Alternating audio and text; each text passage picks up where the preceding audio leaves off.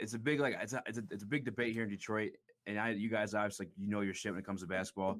Sekou Doumbouya, what's your guys' like take on that? Like with him not getting the playing time at this point in his career, and like because he's shown some flashes of like highlights and whatnot. What's your take there on that one? You think he's a bust at this point, or what's going on here? So I did a little deep dive reading into this morning. Actually, it popped up into my feed, and it's, as Detroit fans, you guys obviously don't see Blake Griffin as a long-term piece, and so you want to in turn move Blake Griffin for some value.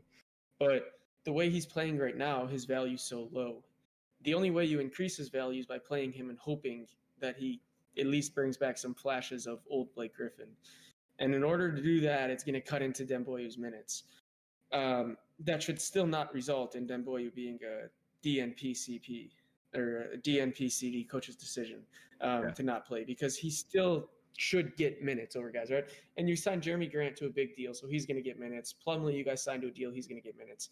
The fact that Sadiq Bey and Isaiah Stewart are getting the minutes, but Sekou isn't, is a bit perplexing to me. There's minutes to go around. You guys are getting blown out in games where, even at the very least, to put him in for the final 6 to 8 minutes of blowout run, put him out there and see what he has. It's just such an odd position right now because Hayes is out, Rose is out. So your starting lineup is all veterans, basically, with DeLon Wright, Wayne Ellington, Blake Griffin, Jeremy Grant, Mason Plumlee. Like, I don't know if any of those guys actually fit into the long-term picture outside of possibly DeLon Wright as a bench piece and possibly Jeremy Grant as a back-end starter. Yeah, I don't like really what the Pistons have been doing. They just have, like you said, they have too many veterans on the team to be so mediocre. They're veterans that have potential trade value, like Blake, like Rose.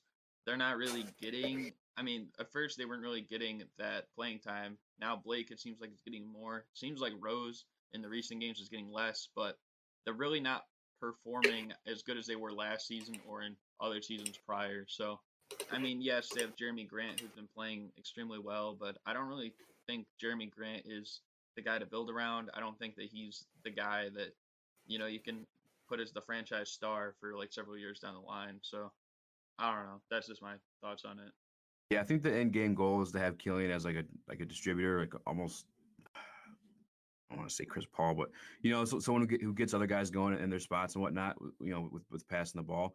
But I've just been so confused with the Sekou Doumbouya because like I feel like I just want to see him play more so I can personally know for myself like why isn't he seeing the floor? You know what I'm saying, like what is he missing? Because I'm confused because we've seen flashes and and sometimes you get your hometown, you get sipping the Kool-Aid and people speaking very highly of him. Like, well, the coach has to know more basketball than me, right? And like the fans, like, what the hell is it?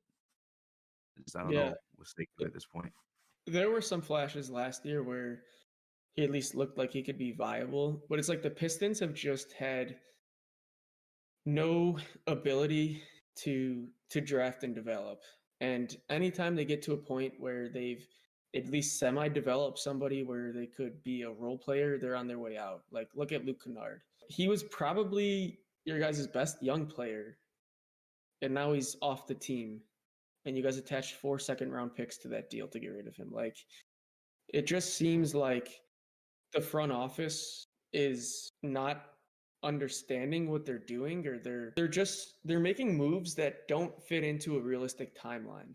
Because like we have a new GM now with Troy Weaver, and I do like what he did with the draft this year. I think the goal here, because we are a small market team, is to build through that draft. Let's see, he collected the 3 first rounders this year. Obviously, they're probably looking to get rid of Blake, and I think.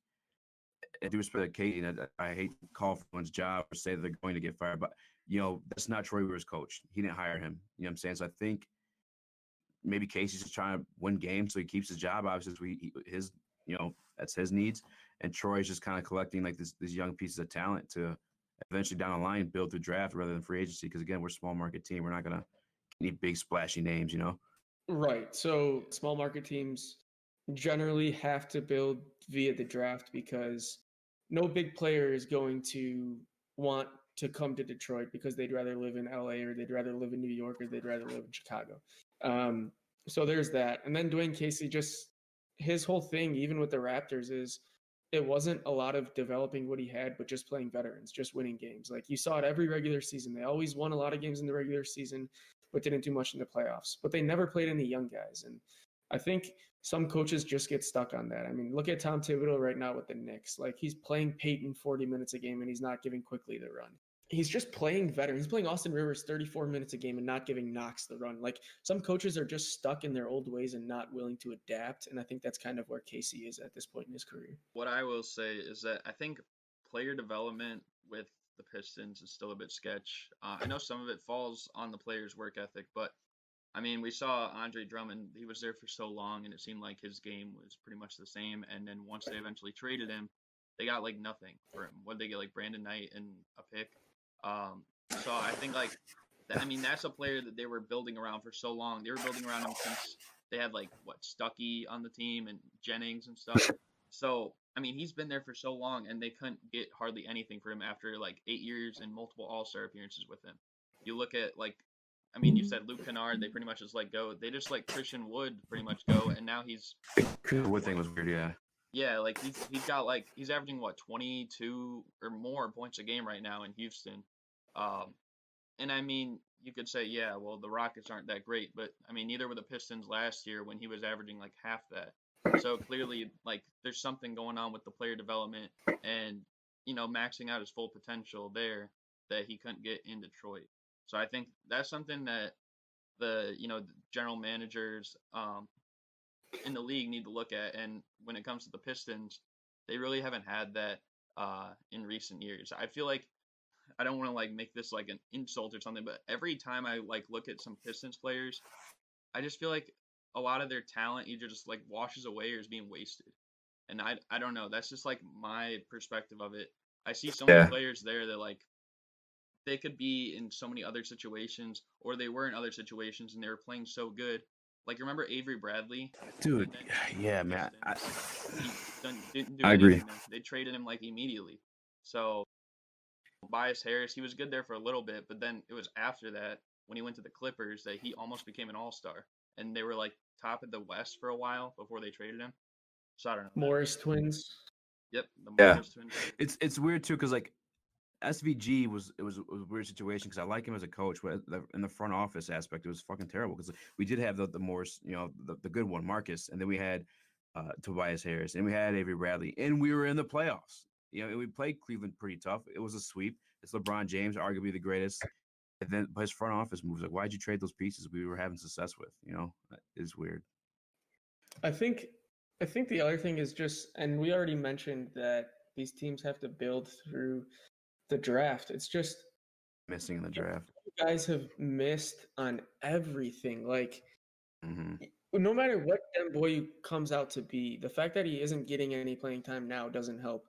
Kennard, he's a good player, but you took him over better players right now. You guys, like, you can't afford to keep missing in the lottery. And when that happens, you can't do anything about it. So the last time they made the playoffs was in 18-19, and that was with Casey as the coach at 41-41.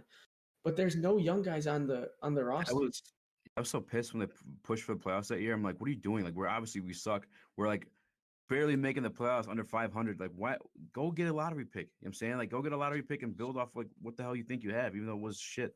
I mean, it's that year, Svi was a rookie, Bruce Brown was a rookie, Kennard was a second year player. Other than that, everybody else that got minutes been in the league for at least 5 years. Like, they say they want to rebuild, they want to go young, and then they sign aging veterans to high dollar contracts, try to win, and find themselves in the position where they're finishing, between 8th and 12th in the East instead of just being either very bad or very good. Yeah, and I think the best example you could say about going after guys that have been on, they've been in their career for so long, and then it seems like once they go to the Pistons, like everything just goes downhill for them.